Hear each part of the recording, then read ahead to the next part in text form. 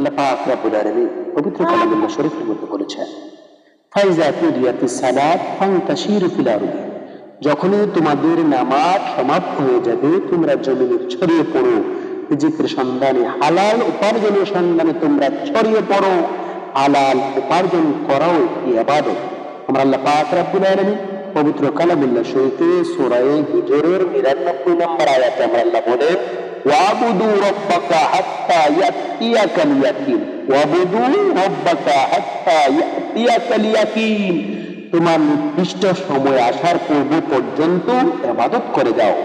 ইবাদতের বিভিন্ন প্রকার রয়েছে, শারীরিক ইবাদত রয়েছে, মানসিক ইবাদত রয়েছে, হালাল উপার্জন করা ইবাদত। আজকে আমাদের সমাজ কতটা নোংরা হয়ে যাচ্ছে, কিছু মানুষ তারা রোজার দোহাই দিয়ে, শারীরিক পরিশ্রমের দোহাই দিয়ে তারা রোজা ভেঙে ফেলতেছে, কিন্তু রোজা রেখেও কঠোর পরিশ্রম করা যায় যদি